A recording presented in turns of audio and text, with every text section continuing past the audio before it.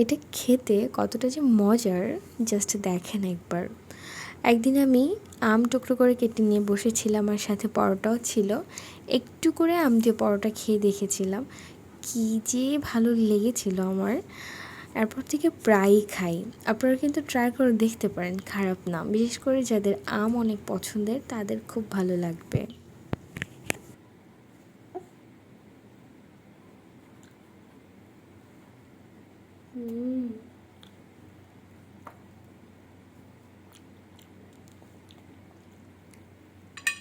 ভালো খেতে আমার মেয়েও খায়, আমার মতো পাগল। আমার হাজব্যান্ড আমাকে পাগল বলে,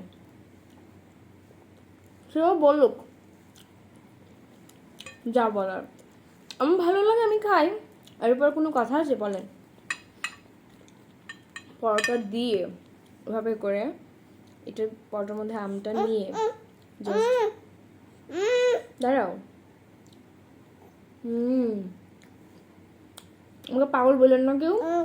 এবার ট্রাই করে দেখুন এভাবে, দেখেন কত যে ভালো লাগে।